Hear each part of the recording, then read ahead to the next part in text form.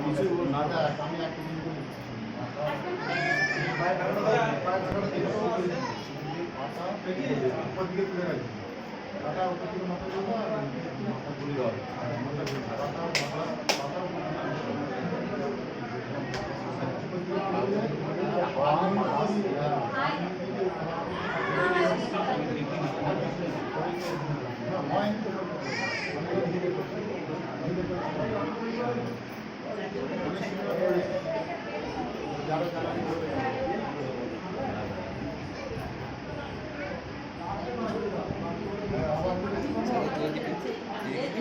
আমাকেই বলবেন